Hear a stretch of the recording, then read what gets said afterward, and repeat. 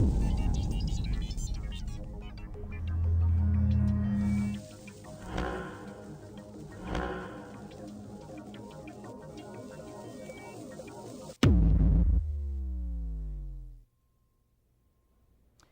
Fresno County, people are being encouraged to pray for rain. We all know when there is no water, there is no food, and we all need food to survive. Today, our guests will share on the relationship between food and spirituality and how we can begin to address some of the food challenges in the Central Valley.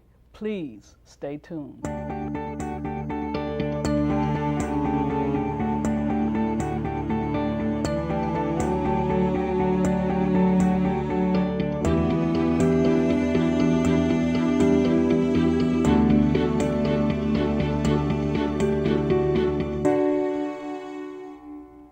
Welcome to the show. I'm Karen Crozier, and joined with me today is Cindy Jurado Mendez, who is the Director of College Hour and Programs at Fresno Pacific University, as well as Mike Wells, who is a community advocate. Welcome to the show. Thank you. Cindy, please share your experience of what helped you to see the relationship between food and spirituality.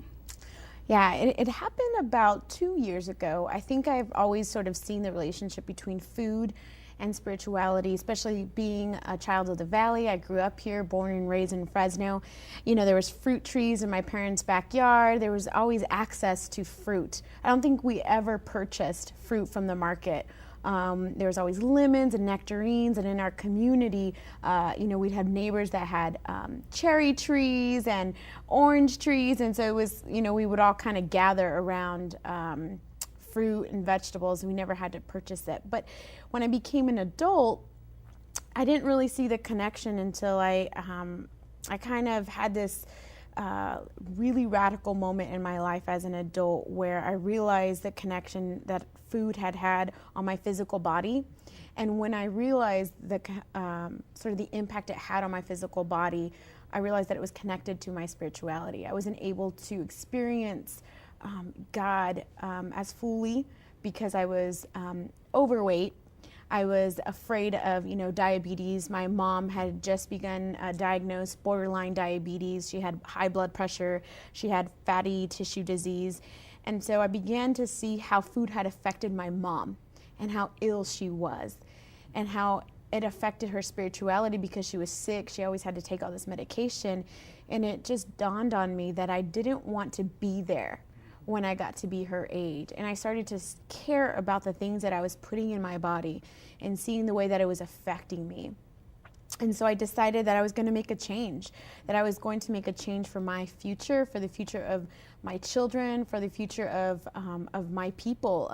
Being Latina, I have a higher chance of all of these different diseases, and that's connected to the food that I eat. And so I decided that I would go on this health journey. And that in turn has helped me to become aware of some of the issues around food, the access to food and things like that. But it was just really this moment of seeing my mom and her suffering and realizing that I too was suffering. I just hadn't been aware of it. Mm-hmm. So decided then to go on this journey and start to care about the things that I was putting into my body because it was affecting me physically, which in turn affected me spiritually. Great. Thank you for sharing such a personal and deep story and the transformation that has taken place in your life in light of that. Mike, what was your earliest connection of the awareness between food and spirituality? My earliest one? Well, probably, 20 years ago. I didn't grow up in my faith tradition as a Protestant Christian, fasting every Lent, like some people do.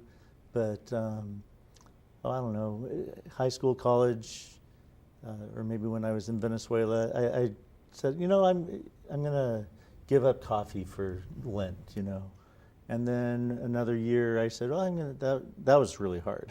Mm-hmm. But giving up, actually easier than giving up coffee for me and a better experience all around was trying kind of a juice diet for the time of Lent. So it's like 40, 50 days. And, when you think of fasting, usually we think of what I'm giving up and, the spiritual discipline of giving something up.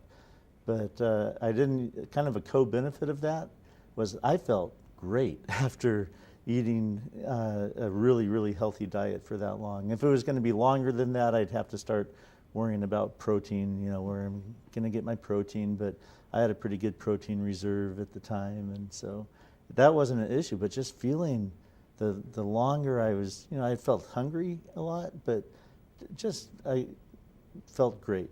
And so that was the earlier experience. So every time I do that, and I don't do it every single year, but I'm reminded of that. And then, several years ago, I started working at Fresno Metro Ministry, and I worked in the environmental health program, and it was a lot of air quality advocacy. But my colleagues, my coworkers, worked in the hunger and nutrition program, or the obesity prevention program, and they managed and helped start community gardens. And so I really admired the work that they were doing and kind of watched it. And then a couple years ago, all of our programs all of a sudden got to focus on one thing, which was city planning.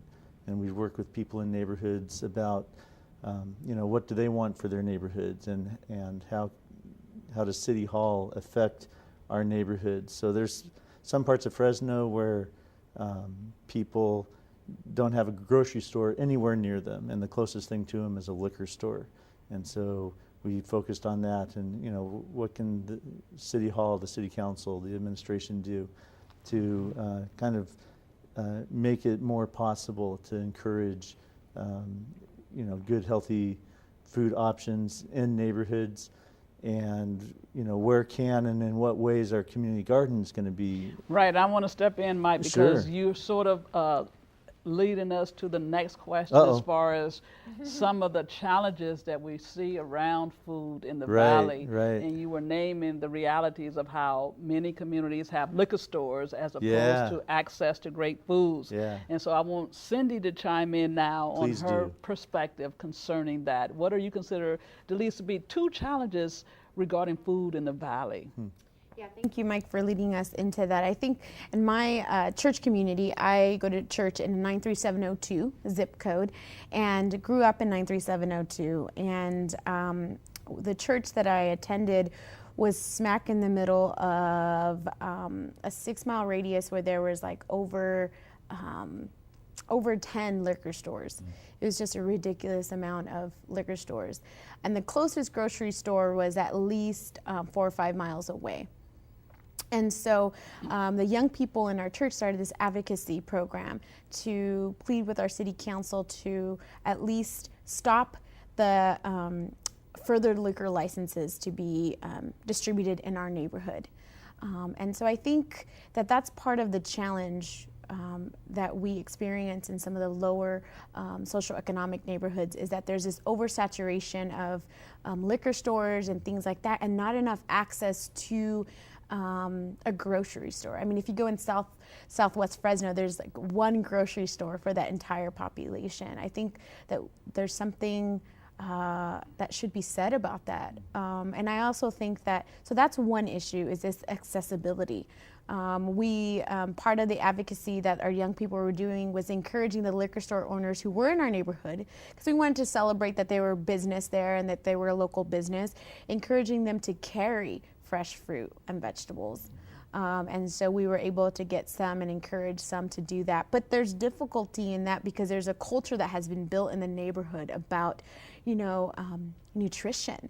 And so the other challenge is nutrition. When you can go to the store and purchase high fat, saturated food cheaper than you can fruits and vegetables, then it becomes an issue of trying to, for that family to spread what the little money that they have on food. And so you have this sort of interesting paradox of them wanting to get they don't have access to healthy food, and then when it is there, it's so expensive that they have to go for the other. And so I think those are the two challenges: nutrition and accessibility to food, and the cost. And luckily we have some amazing churches and some amazing neighborhoods in our downtown, and our church started a community garden where we're able to sort of help with this issue, but at the same time it's really only a small small drop in the bucket. Right, and as we think about identifying the challenges and then how faith communities are responding, you both have identified key components as far as advocacy, community gardens, of pushing neighborhood liquor stores to procure appropriate fruits and vegetables for the community. What can be done on a larger scale beyond just the minute microcosm approach? Mike, would you like to begin speaking to that? Yeah, well, we've talked about how we can encourage one store to do something just by asking nicely, or, but you know, the faith community together with the local governments can, you know, when you say there should be a law about something, there can be. And other cities have good laws that say, you know, you can only have so many liquor stores, and that's what the role of government is, to make it easy for businesses to do what the community wants, and make it hard and expensive for businesses to come in and do things that go against the will of the community. And so the same community she said that they were working with the city councilman, so it's, you know, do a pilot project in one thing, in one area, and with one business, but then say, hey, this is a good thing for the whole city. Let's have a law. Let's enforce the law. Let's, you know, don't waive fees.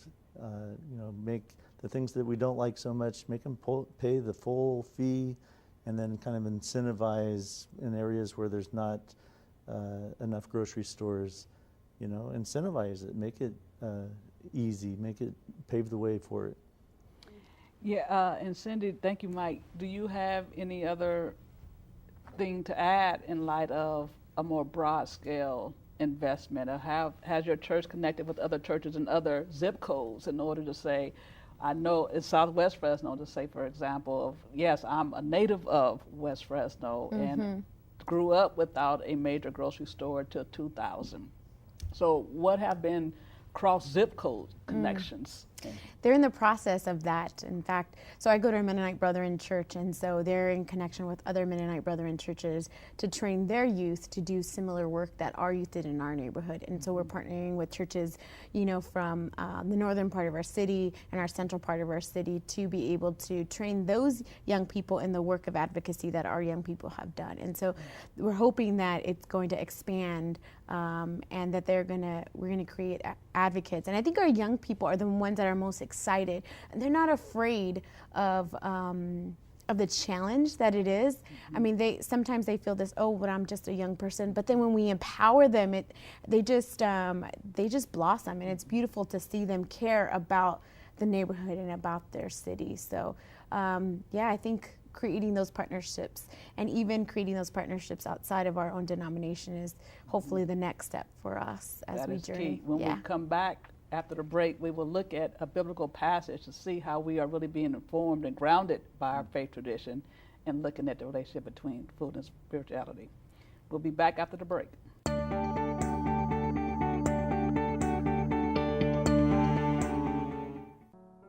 KNXT TV is proud to say thank you to all its viewers who have given their support for over 25 years. And only through your support is KNXT able to provide spiritual and informative programming.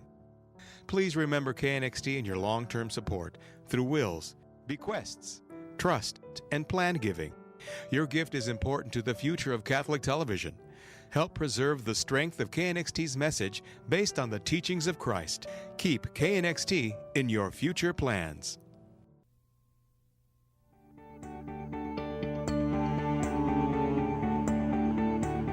Welcome back to the show. Today we are talking about food and spirituality, and I'm joined by Cindy Jurado Mendez and Mike Wells. So now let's look at the faith tradition from the biblical text.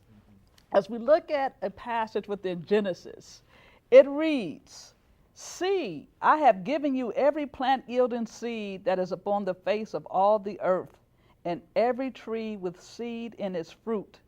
You shall have them for food.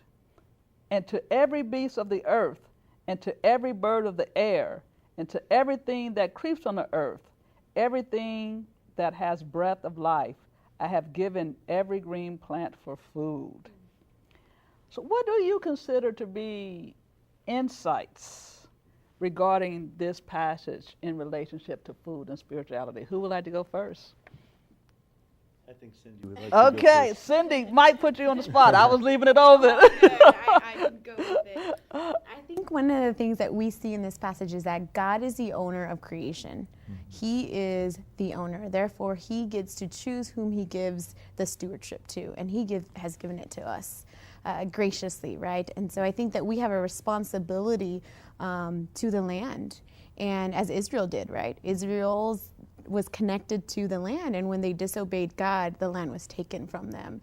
And so I think that we are called to be stewards of the land. And what does that mean when it comes to, for example, food insecurity? How can we live in a county which is part of the Central Valley and is the fifth largest, economy in the United States, and yet we have the highest, one of the highest rates of concentrated poverty and obesity. I think it's our call as a church to respond to that as those that have been given stewardship over the land. So I think just acknowledging the fact that God is the one who's given us, and therefore we have a responsibility not only to God but to each other. So yeah, Mike? Specify. No, let's not get to Mike yet. I want to hear something else. Cindy, as you say us, who would you define or describe as the us? Are you saying all of humanity, or as you understand this passage in which God is speaking, as we aware, is speaking to Adam and Eve, the first humans as we understand in our tradition. But who do you see as the us in our 21st century U.S. Central Valley context? I think I'm speaking to the church. Okay. I would feel most comfortable with saying it's the church, because I don't feel like it's okay to impose my Christian values on those who are not believers. And so I would say it's speaking to the church. So the church has to take an assertive responsibility in understanding our stewardship and how that should play out in relationship to the land in ways that nurtures and gives life, and not so much the continual abuse and exploitation of the land. Is that fair to say? That is perfectly fair to say. Yeah. Okay, thank you. Yeah. And Mike, what are your thoughts, insights on this particular passage? Well, when I read that passage, what it brings to my mind, the imagery is, I go out and I pick an apple, or I, get some vegetables out of my garden. And I don't do that every day. I hardly ever do that. I go to the grocery store. The people who are doing that work, though, is just a couple miles away, or sometimes a couple blocks away, in the community garden in the neighborhood, or all the farms that surround our city. And the people who are doing the work of harvesting that food, I think our faith it mandates that there's justice, that they are compensated well. It's a shame that so many people that are picking our food, harvesting our food, can't afford to buy the same food. They go hungry a lot right here in our downtown neighborhoods. And so that's what I end up, I start with these wonderful images of, the Garden of Eden and paradise, but the reality is that, that's really hard work that not many people want to do, and the people who come and do that work, right now, I don't think that the public policy that we have is just not fair. And our faith should, you could say, well, let the market decide. I'm going to shop at a store that gets their food from a farm where they treat the workers well and they pay them well. But I think we could do a lot better with the laws, state laws, federal laws, local laws that pay them better, take better care of them. They're dying out there in the fields, and they're not getting water. Right. And so, I think there's a lot of things we could do at many different levels.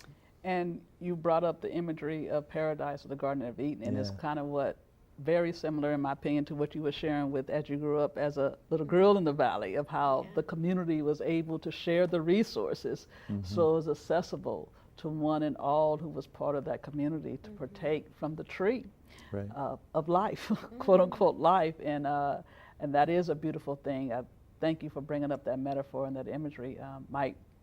And when we consider the relationship between the farmers and the farm workers, that was one of the key things that was highlighted in the encouragement to pray for rain. For the first time, they were together. Yeah. And so there are some positive things that are happening that helping us to cross the various lines that have kept us separated in times past. Now, when we look at the relationship between food and spirituality, and what Christians have not done, we have heard of how we have not really been responsible in stewarding in what God has given us authority over. What do you think we as Christians should really be mindful of in relationship to food and spirituality? Let's begin with you, Mike. Well, you know, in the tradition I grew up in, spirituality was this, you know, really confined to a certain thing, like what do you believe in your head, you know? And I think we need to think spirituality in a much more holistic way, like I was talking about, you know, fasting.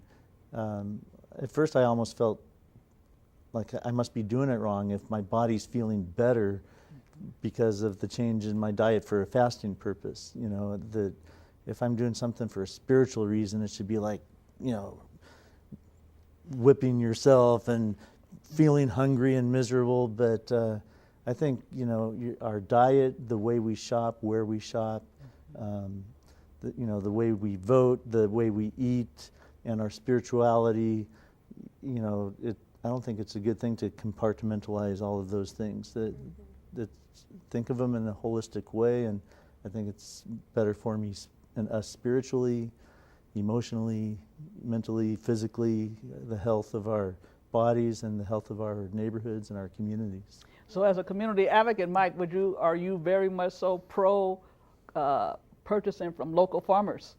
Yeah, definitely. I think that's one thing that people can do on an individual basis, you know, support your local farms, the community-supported agriculture, the community gardens.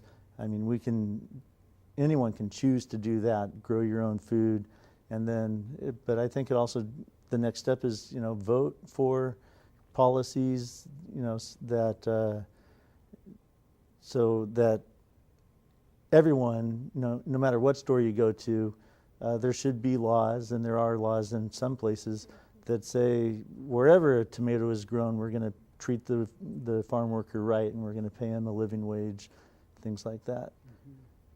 Thank you. Cindy, what are your thoughts on what Christians should be mindful of? I think a simple phrase is that it matters. So food and spirituality are connected. We cannot deny how we view food in this country matters to overall.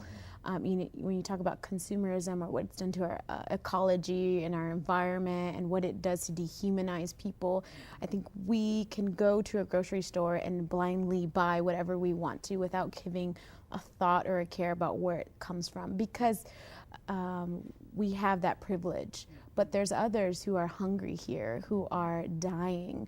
We have some of the highest food insecurity rates in the state, and so I think we need to understand as believers that it matters deeply to people, and that it is directly connected to what is our call as people of God.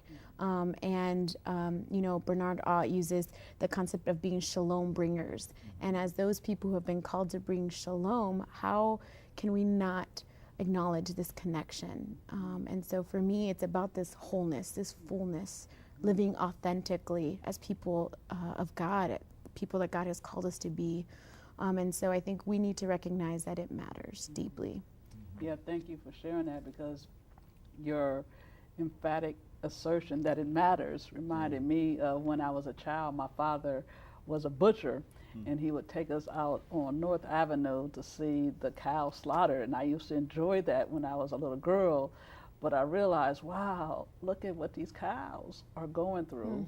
And later in life, I didn't see that when I was a little girl, but it was just amazing to see how they was being herded, and one minute they was out there eating grass, and next minute they was being slaughtered. And it matters, and that affected me to this day, that I said, wow, I got to rethink my relationship to the cow. And how do these various plants care for the animal, and I'm appreciative of the more organic, grass-fed, and a more holistic connection to how we relate to the animals who give us life and who lose their lives to give us life. So it does matter. In your closing thoughts today, I invite you to share on how do you see the water crisis in the valley today really impacting the food issues that we have named and the faith communities in light of that. Where do you think we really are in seeing the interconnection as people of faith of water, food, and spirituality? Cindy.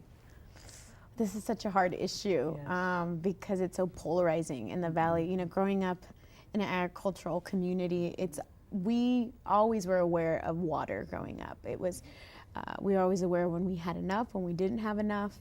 And so I think this is such a hard issue, but I pray and I hope that, you know, this relationship between the farmer and the farm worker continues to grow, and that the faith community, we've had some amazing moments where we've had local pastors gather together and pray, because the reality is that we do need water. And in order for our valley to flourish, we need water. And so I think there's some other complex, nuanced questions that we can ask about ownership of water and where does it really come from and all these other things that are polarizing as well. But I think as people of God, we should just be aware of the issues that affect our valley and why they affect us, and pray and ask God to continue to reconcile relationships. Yes, thank you. And Mike, 30 seconds or less. Oh boy.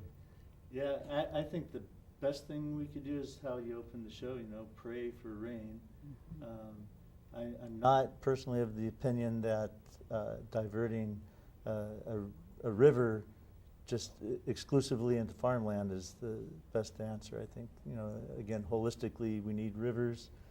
We need, you know, the salmon in the rivers. We need, but we need food too. So I think it's 30 seconds doesn't quite do justice to the issue, but pray for rain. Yes. Amen. Well, thank you, Mike, and thank you, Cindy, for joining me on the show today. You can catch Perspectives on Faith and Culture on Thursdays at 8 p.m. and Fridays at 1 p.m. And if you do not catch it on TV, you can see it online at KNXT.TV. Thank you for watching. Take care and God bless.